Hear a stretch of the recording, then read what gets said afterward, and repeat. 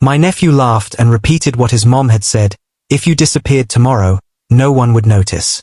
As he unwrapped the $700 phone I had bought him, everyone in the room laughed, except me. That night, I simply deactivated all payments and moved out, cutting off all contact.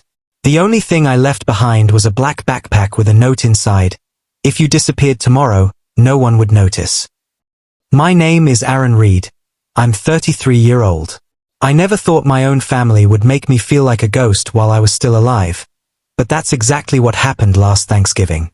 My sister, Hannah, hosted the family dinner at her house, and like always, I showed up early to help cook, set the table, and make sure everything looked perfect.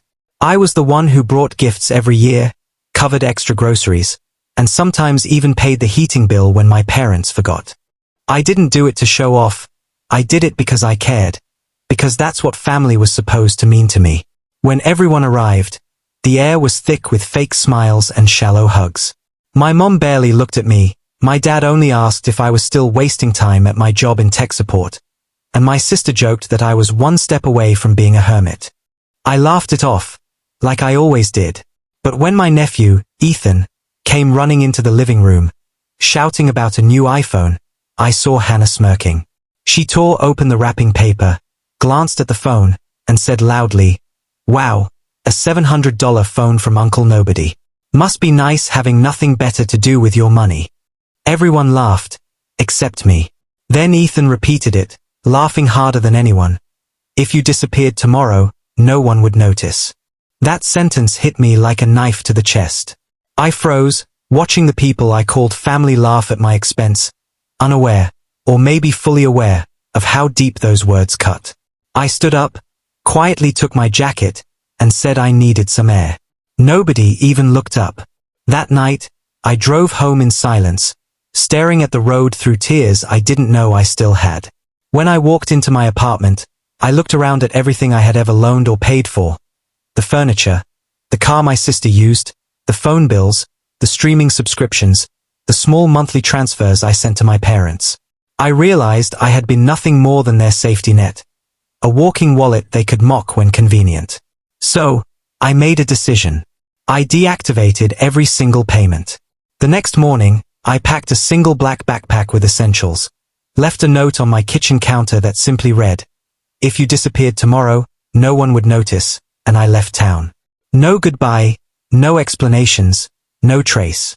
I moved 3 states away, started a new job under a different address, and changed my number.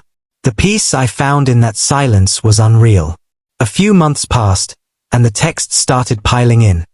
Unknown numbers, desperate messages. My sister's husband had lost his job, their electricity was cut off, and apparently, my mom's medication bills had bounced because I wasn't covering them anymore. Hannah wrote, "You think this is funny? You've ruined this family." I didn't reply.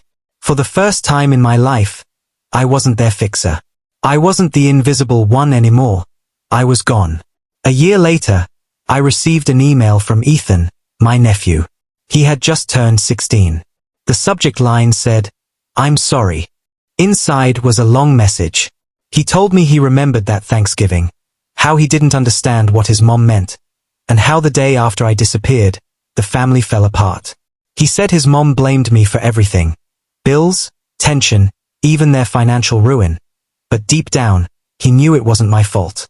"You were the only one who cared about us," he wrote, "and we treated you like trash." Reading that email broke something in me, but it also healed something else. I replied simply, "I forgive you.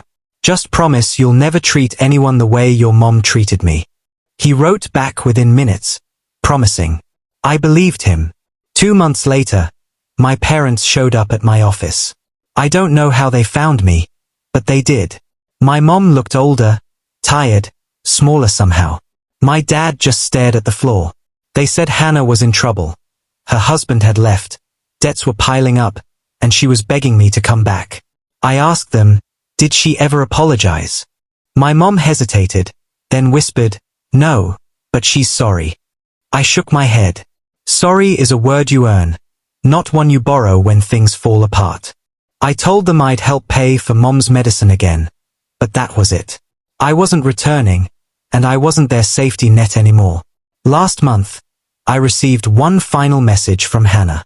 It was a picture of that same note I left behind, the one that said, "If you disappeared tomorrow, no one would notice." Underneath it, she wrote, "You were right. I disappeared long before you ever did." I stared at it for a long time, and for once, I didn't feel anger or revenge. I just felt peace. Because sometimes, the most powerful revenge isn't destroying people. It's showing them how life feels when they lose the person they thought would always save them. I never went back. And I never will. Never let people treat your kindness like an obligation. The ones who mock or misuse your generosity only value what you give, not who you are. Sometimes, walking away isn't cruelty, it's self-respect. Protect your peace. You can love your family and still choose distance when they keep hurting you. Loyalty should never mean losing yourself for people who wouldn't notice if you disappeared. Please like, share and subscribe for more stories. Thank you.